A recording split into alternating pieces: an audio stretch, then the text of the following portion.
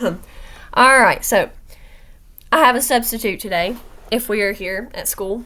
Hopefully we are, so you can do this. All right, so if you can see my screen, as you should, and I'm down here in the corner, so hi.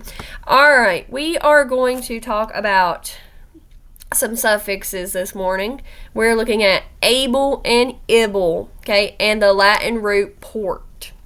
Now, for any of you wanting to do the games at the end on McGraw-Hill, we are on Unit 3, Lesson 3, Day 1. Okay, we're starting brand new. I know we never start new on a Friday, but with the snow and everything, we're just going to roll with it.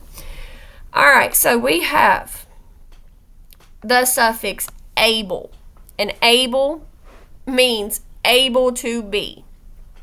And then it also means can be done. Now, able, I-B-L-E, means the same exact thing, okay?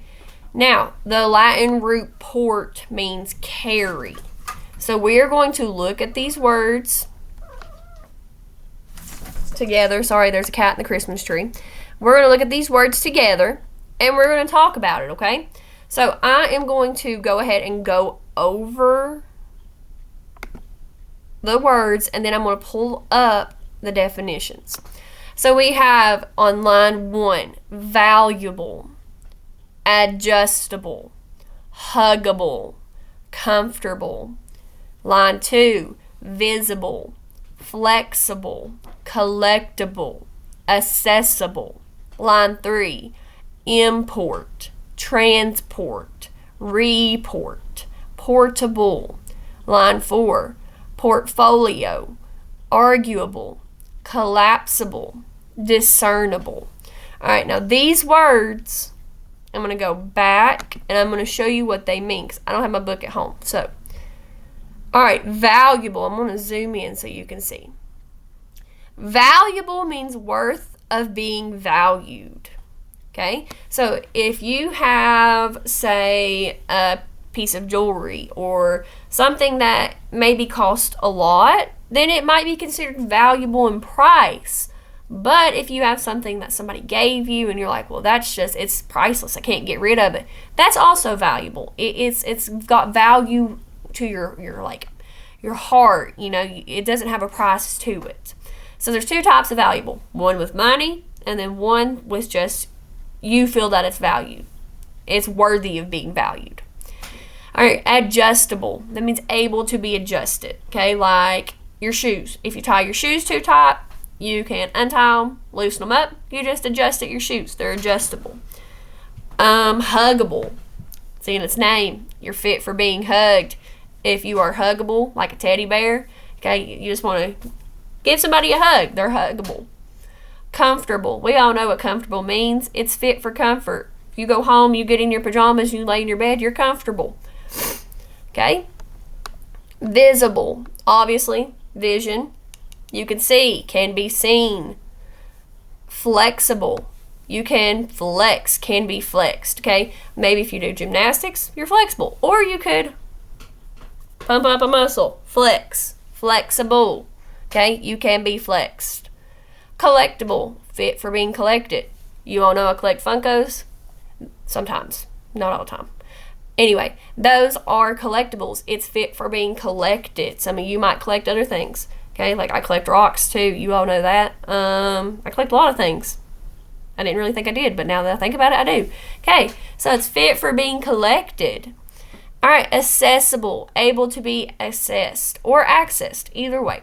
Okay, so if it's accessible, it's easy to get into. Okay, if you have a house key and you can unlock your door, it's able to be accessed, easily accessible. You can get in, you can get out. Doors, accessible. All right, now the Latin root port. Okay, prefix im can mean in. Okay, now we're going to look at import. Okay, yeah, you might know what it means. I'm glad you do. But I'm going to tell you because I'm not there. So, import means to carry from one place to another. So, if I import something from China, it comes from China to the United States. Okay? So, trans means across. So, If I am going to transport something, I'm going to carry across.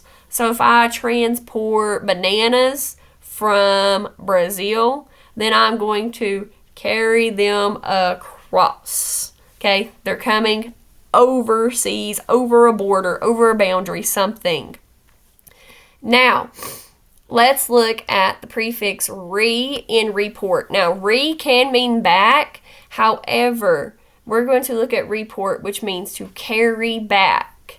Okay, and this just means the act of reporting. Now, that's kind of weird. I also think it's weird that that is how it's described. It even says it's weird. It says it might seem odd. Okay, so we're just going to roll with it. Report means to carry back, the act of reporting. So I want you to think of going out to investigate, and then you bring it back. Maybe if you go out and we go in nature, and I'm like, okay, find something, let's bring it back, let's report on it. So you go out, you get something, you bring it back, and then we report on it.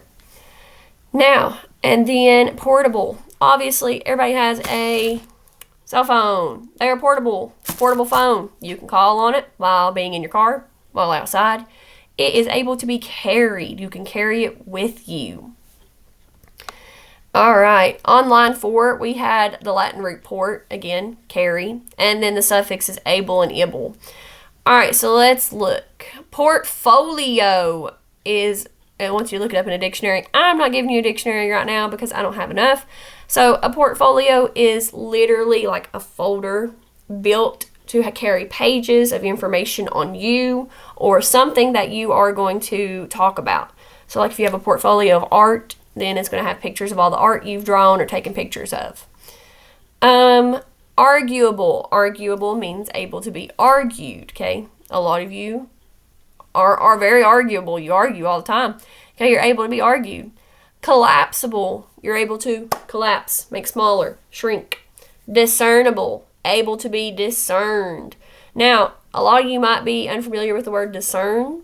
Okay, discern just means to separate or distinguish. So if I am going to discern red M&Ms from green M&Ms, that's going to separate them mentally in my brain.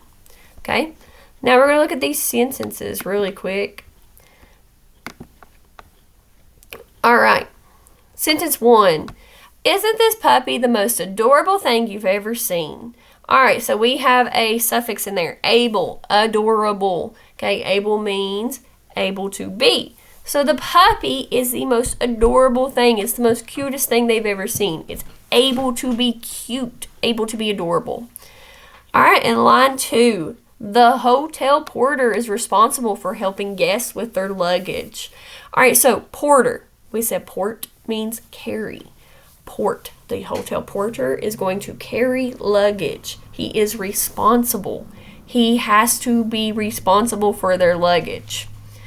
All right, so these two sentences, it's just for you to get familiar with the able and the port.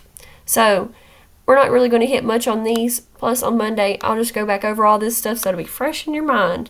But for right now, we're just going to go with this because this is the first time I've ever recorded anything and done this, so that's okay. All right, now, I'm not going to make you do that because I already have stuff lined up for you to do. So we're going to move on into our purple reading book. Go ahead and get your purple reading book out. I do not want these in the floor when you're done. I want them in the basket. I don't know how many times I have to stress that. Put them in the basket when you're done. All right.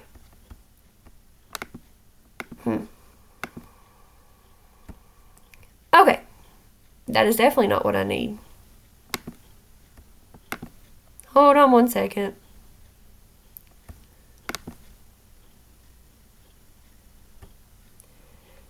It's very slow. Give it just a minute. There we go. Perfect. All right. We're going to talk about our story. Now, the genre, what the story is a historical fiction. Okay, what that means is it's got elements of history, what happens in the past. Okay, and fiction means fake. So this is a historically fake story. Now, there can be some real things in here, like this could have happened, but we don't really know. So just for now, we know it's a fake story, but it happened in the past. So historical fictions, the story takes place sometime in the past, The events or problems in the story are from that time. The characters talk, dress, and act like people of that time. And you'll notice that in this story because they're from Ireland. And sometimes I'll pick up an Irish accent when I read it. Real things that happen or real people who lived at the time may be in the story. Okay, you can come across a real character. Like we've had stories where like Ben Franklin is in the story, but the character is like somebody made up. We don't even know who he is. So they can have elements of realness, but the story is just, it's fake. It's not real. All right. We have a word called resourceful, and a lot of you might know what this means. And resourceful just means you're able to think of ways to overcome challenges. So if you have a flat tire, which this probably never work, and you have a piece of bubble gum in your mouth, and you're like, I could probably take this piece of bubble gum and put it in that hole in that tire, and we're good to go. Okay, that's being resourceful. You're thinking of ways to use things around you to help you. All right, we're not going to look at the essential questions right now. I'm going to come back to those on Monday because I want to talk to you more about that. I might come back to those. I don't know. We'll think about it. All right, so we're going to go ahead and go to the story. Go ahead and get your purple books out. Page 264. I am going to read today. You are not going to popcorn. Do not interrupt me while I read. You are to follow along. Put your finger on your book. Okay? I don't want to see you looking up, and I will know. I don't know. All right. We're reading Fiona's Lace by Patricia Polacco. 264. Make sure you're there. Many years ago, my father's family lived in a small, poor village a few miles from Limerick in Ireland. Everyone in the village depended on the textile mill that was soon to close. Most of the villagers were unsure of their futures, but Glencarry was their home and all that any of them had ever known. My father's great-grandmother, Fiona, told him later that she and her younger sister, Eilish, used to wait by their front gate almost every day to greet their father as he came home from the mill.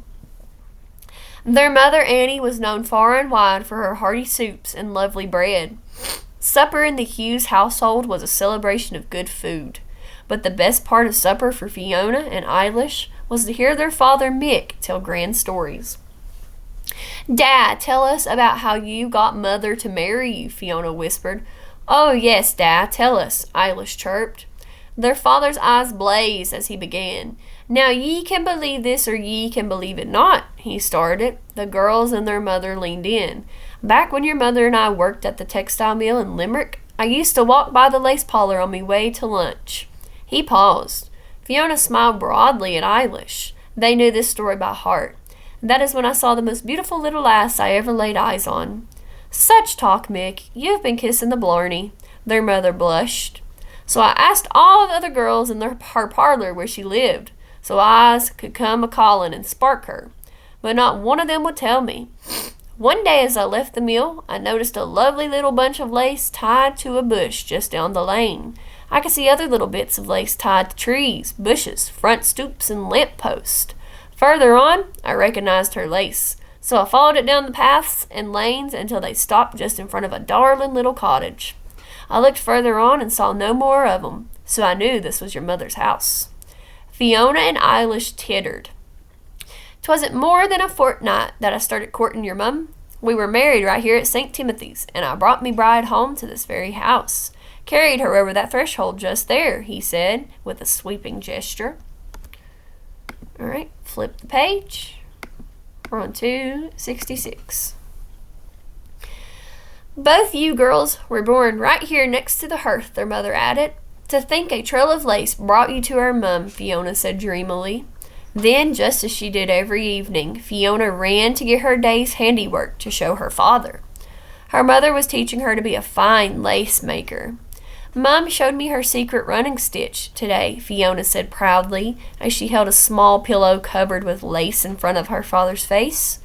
"Aye, Fiona, your mother was one of the finest makers of lace in all of Limerick," Father said wistfully, as he smiled at her mother.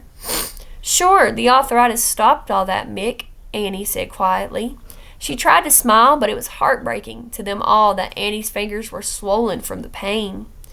Fiona will be grander than I ever hoped to be, and as soon as she is old enough, we'll take her to the parlor in Limerick, and she'll be their best." Annie cried proudly as she inspected her daughter's lace. Times were already hard in all of Ireland, but harder still in Glencarry. The mill closed as rumored. It broke many a man and forced families to leave all they knew and seek work elsewhere. "Where will we go, Mick?" Annie said one day. Her heart was deeply troubled. One day their neighbor Mrs. O'Flaherty spoke to Annie over their back fence. "My Jocko and I have signed a contract. That's all we had to do to get passage to America," she said as she hung up her wash. "A contract to do what?" Annie asked. "To serve a wealthy family in America. We are going to be in domestic service for them." "You mean you'll be their maid?" Annie asked. "Of course, and Jocko will help on the grounds. The wealthy family will pay our way there on a ship. All we have to do is promise to work for them until the passage is paid off," Mrs. O'Flaherty answered. All right, flip the page, 268. When Annie told Mick that evening, they stayed up into the wee hours of the night talking about it.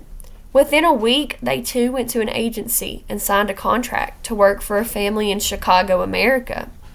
"Chicago, America," Fiona yelped. Part of her was excited because she'd heard so much about America, but part of her was very sad, for she loved her little village. For the next weeks, it was hard for them all. They had to decide what to take with them and what to leave behind. The last night they were home, Fiona and Eilish put out a bowl of milk for the leprechauns and the wee people, the fairies, as they had done all their lives. "Fiona, in America, servants have servants of their own. The streets are paved with gold, and we shall live in a fancy house. If only we could take the wee people to America with us." "Do you think we could?" Eilish asked her sister. "No, Eilish. I think the only place that the wee ones can be happy is here where the woodbine twineth near the forest, here in Glencarry," Fiona whispered. The next morning, Fiona's mother and father bade tearful farewells to lifelong friends. After old Mr. Fitzgerald helped them load the last bundle on the wagon, the family climbed aboard. As they left their homestead and village, they all looked back as long as they could. When they crested the hill, their beloved village disappeared behind a grove of trees. Eilish and Fiona cried for miles. So did their mother. Their father just stared off into the distance. They traveled most of that night and part of the next day. When they arrived in Belfast, they made their way directly to the shipyard to board the steamer that was bound for America. As the ship pulled away from the docks, they took one last longing look at their beloved Ireland. Crossing the Atlantic was long and hard. Almost everyone aboard was seasick and miserable. To pass the time, Fiona made lace, yards and yards of lace. Finally, they neared the harbor in New York. They could hardly wait to set foot on dry land. When they did, they barely had time to be processed, and then make their way directly to the train station to catch the train to Chicago. On the train, there were no bunks or cots to sleep in. They had to take turns sleeping on the hard seats of the coach car. "At least, on the ship, we had bunks to sleep in," Annie said wearily. Next page. 270. Days passed. Fiona busied herself making more and more lace. The journey was bumpy, hot, and dusty. They stopped at many towns and cities. Every so many stops, they brought bread and cheese. Finally, one day, the conductor announced they were approaching Chicago.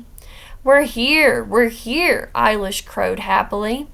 The train pulled through what seemed like miles and miles of stockyards full of cattle. They could see a big city, tall buildings off in the distance. "I'm guessing the cattle are waiting to be slaughtered. The Americans eat well. I'll be bound there must be a joint of beef on every table," their father sang out. "Look, Mother, the sea is right next to Chicago.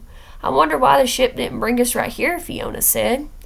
"That there's Lake Michigan, folks, and it sure does look big enough to be the ocean, don't it?" the conductor said. After the depot in Chicago, there were drivers for hire with wagons to take travelers home. Fiona's father had the address of the rooming house that their employers had arranged. As they drove through the city, Fiona couldn't believe her eyes. Every building was grander than the last. Row upon row of them, elegant people were strolling with arms full of packages. "Look at those lovely frocks," Annie sighed.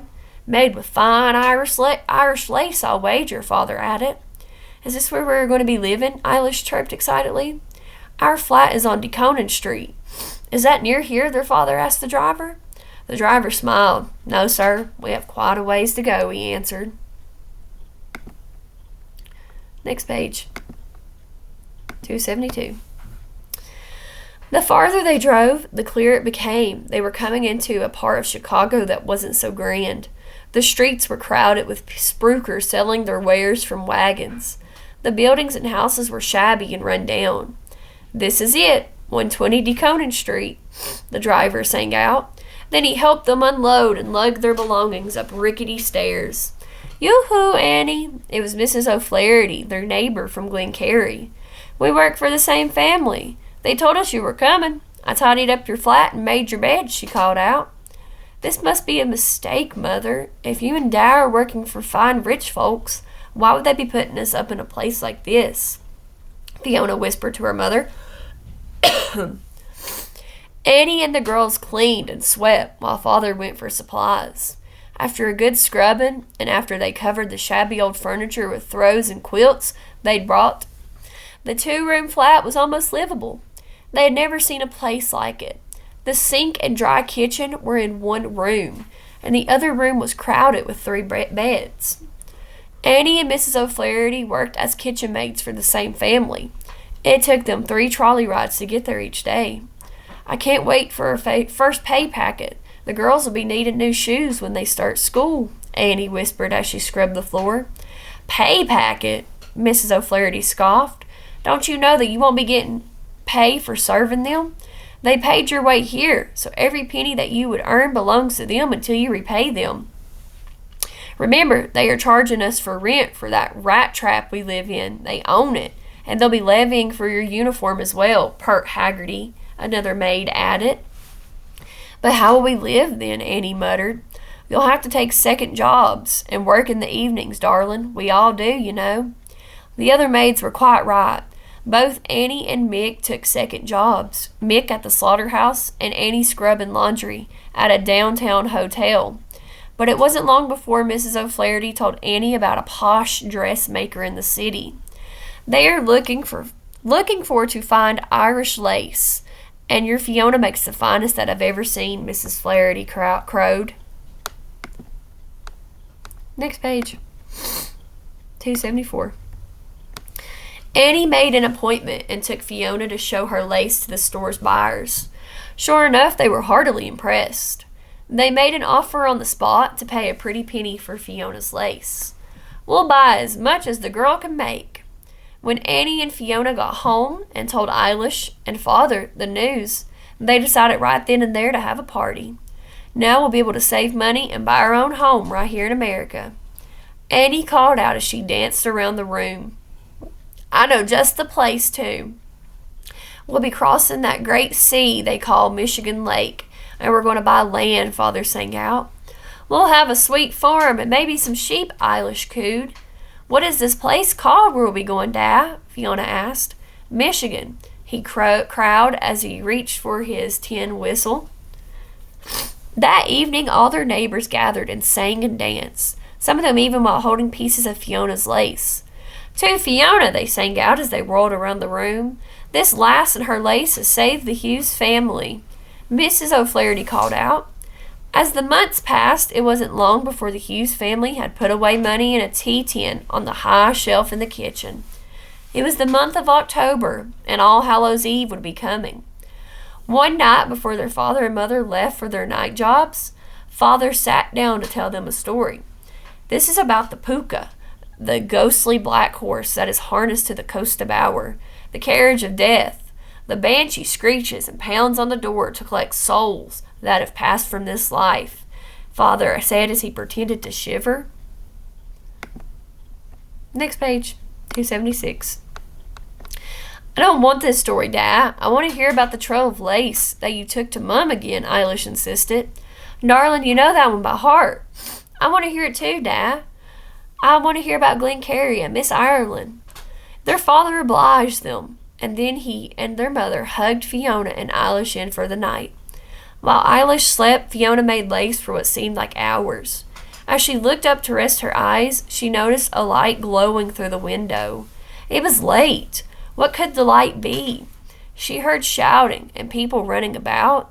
Then there was a pounding on the door. It's the Banshee coming for us, Eilish screamed, waking from a deep sleep. Then they heard a voice call out, Fire! There's fire! Run for your lives! With that, Fiona dressed Eilish, pulled on their shawls, grabbed the tea tin and her bolt of lace, and ran for the door, pulling her crying sister. They all but tumbled down the rickety stairs and made for the alley. There were people everywhere, running and screaming. As Fiona looked back down the alley, she could see nothing but flames, lapping at the sky. It was dark and smoky. Just then a clanging bell, neighing horses and thundering hoofs rushed by them. It's the Pooka and the Costa Bower, Eilish shrieked. No, Eilish, that's the fire wagon. They're coming to put down the fire, Fiona called out as she pulled her sister along. Where are Mum and Dad? Where are they? If our house burns down, how will they ever find us? Eilish sobbed. Fiona didn't answer. They ran and ran until they tasted blood in the backs of their throats.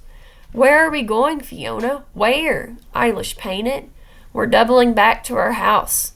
The fire has already been there and won't be back, Fiona answered urgently. How will Mum and Dad ever find us? Eilish sobbed again. Fiona took out her bolt of lace.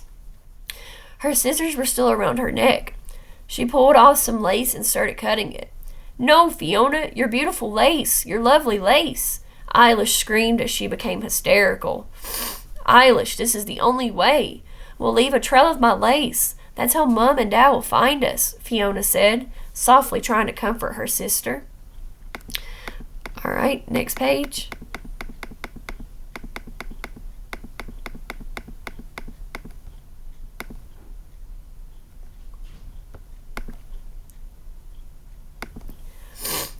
Just as Fiona tied her last piece of lace to the doorway of a basement, she and Eilish crawled in.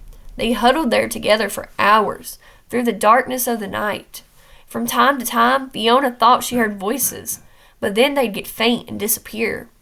At morning's light, Eilish started to cry again. Mum and Dad should have found us by now. They should have, she insisted through her sobs. The trail of lace will bring them right here to us. I know it, Eilish, I know it. Fiona tried to comfort her. What if they perished in this awful fire? There's nothing left of Chicago, nothing. Eilish sobbed even harder. It was exactly at that moment they heard a familiar voice. My lambs, my wee little lambs. It was their mother. She and their father were both clutching pieces of sooty lace. We've been looking for hours. We'd almost given up hope, their mother said as she held them close. That's when we saw it, the first glimmer of hope. Your lace, Fiona. Your lace tied to a lamppost, their father cried. So we followed it. We followed each and every little bundle of it, their mother added. And it brought us right to you, my darlings. Right here to you, father said as tears rolled down his cheeks. But mother, Fiona's lace is ruined. It's covered with smoke and soot, Eilish whispered. No, darling, this is her most beautiful creation, soot and all, for it saved you both, and us as well. Their mother cried as she held them close. We and generations after us will cherish this lace, Fiona. Always, always, their father exclaimed. All right, now, you may close your purple books. Okay, and we are going to look at these questions. All right, so how is the experience of moving to Chicago different than the Hughes family expected? All right, obviously I'm not there, so I can't see who has their hands raised. So I'm going to talk about it, and if anybody else wants to add to it, that's fine. Just raise your hands. All right, so They were expecting to come to Chicago, and the streets were going to be paved with gold, big fancy houses. Servants have servants. They thought it was going to be magical and amazing and rich and exciting. But when they got there, they lived in a rickety 2-room house. Okay? It was so small and probably really disgusting, and it was probably like slums, okay? So their experience, they thought it was going to be great, but it was actually not the best. Now, how does Fiona's Lace save the family in more ways than one? All right, so we have one. They needed money, okay? And a very posh designer needed fine Irish lace. So she sold her lace. So 1, they had money from her lace. 2, she tied her lace in the street so that her parents could come and find them. So her lace helped them money-wise and when the fire was happening, okay? So her lace helped out in more ways than one. If anybody else has anything they want to say, they can just have them raise their hands. But that is the main answers that it's wanting. Okay? All right. Let's see. I don't think you need to see any of this. I think this is just stuff for me. Yep. All right. We are going to look at our vocabulary words now. You will have your vocab sheet just like that one. It will be on the desk to be handed out. All I want you to do is write your vocab words and the definition. Now, I'm going to go over them and talk to you about them. So let's start with textile. All right, textile is a fabric that is made by weaving or knitting. Now, I have a piece of something, it's a Christmas tree skirt that my mom has crocheted. All right, this is made by crochet, okay? It's almost like knitting. As you can see, like that. That is a type of textile, okay? It's a fabric that is made by weaving or knitting. A lot of people, probably older, I know Serenity can knit and crochet and do a lot of things. I think a few other people can too. But it's just taking and weaving and knitting, okay? Textile. All right, mill. A mill is a building where machines make raw materials into the finished projects. Okay, if you ever heard of a lumber mill, we have quite a few around here. They take lumber, wood, and they make products like they can make flooring, walls, things like that. So a mill is just a building where things are made. Tittered is a quiet laugh. You laugh in a quiet or nervous way, just like you tittered. If somebody made a joke and you don't want to laugh out loud, you just kind of laugh really quiet. Wistfully is full of longing and some sadness. If you want to go home and you're full of wistfulness, you want to go home so bad, you can't stand it. You got some sadness because you want to go home. Arthritis. A lot of people get arthritis in their hands. It's a painful inflammation of a joint or joints in your body. A lot of people get that and they can't move their hands. Their hands feel stiff. Okay, arthritis. A contract is an agreement. If you sign a contract, you're in agreement with somebody. An agency is a company or a person that does business for other companies or people. So if you're going to go travel, you go to a travel agency. They're going to take care of getting your flight booked, your hotel room, make sure you have a car. They're going to make sure that everything you need on that trip is covered. So an agency is just a company that helps you out. Bade means to say, such as when meeting or leaving someone, I bade you farewell. I bade you hello. Okay? It's just saying something. Bade means saying something. Wearily, I bet a lot of you are this, in a tired way. Wearily, I say wearily. It just means you're tired. You did it in a very wearily way. Levying, we should know this because we're going over levies in history, taxes. Levying means imposing or collecting by lawful action or force. So if you get a levy, it's a tax. You're forced to pay it. You have to pay it. Levying. Posh. Posh means elegant, fashionable. Okay, if you think of posh, I know when I think of posh, I think of somebody wearing like Louis Vuitton or Gucci. Those fancy dancy people with their posh outfits on. Okay, posh just means elegant, fancy. And then obliged, you gave in to a request, a demand, or did a favor. If you asked me to get you a cup of water, and I do, then I obliged. I'm doing it for you. I'm going to go get you a cup of water. I obliged. Now, You're going to have a copy of these. I want you to write the word and the definition, okay, one time. I know some of you all think you need to write it more than once, just once. And then, since I'm not there, you're going to write your spelling words twice. So, vocab on one side of the paper, flip it over, spelling words on the back. Okay, your spelling words are agreeable, available, believable, convertible, dependable, deport, divisible, enjoyable, export, import, important, impossible, incredible, porter, preventable, responsible, reversible, sensible, transportation, washable, and your challenge words are legible, portfolio, and unforgettable. Now, some of those words we went over this morning, okay, you're just writing them twice on the back side of the paper. That's all I'm asking. Easy 100, okay? And I have one other worksheet for you to do, but I'm going to go ahead and talk about writing real quick. I don't think there's much in here other than just what I said with the spelling and vocab. No. Okay, so all you're going to do is watch my video, read your story with me, then you're going to do your vocab, then your spelling words, then you're going to have a worksheet, then you're going to go on Lexia. Now, you may go on Open Court to McGraw-Hill on Clever, Unit 3, Lesson 3, Day 1, and play the games. I don't think there's any games on this one. But if you go to like Day 2 or any of the other days, just make sure on Unit 3, Lesson 3. Yeah, because there's not a game on there. Anyway, there's games there, but you're on Lexia. Nothing else. I do not want to see games. I don't want to hear about games. If I hear you're on Pokey or anything like that, I'm going to be very upset. And I will know. I will have GoGuardian turned on the computer. So, other than that, that's all I have for reading. So, be good. I will see you when we come back to school. Let me get a good note from the sub. All right.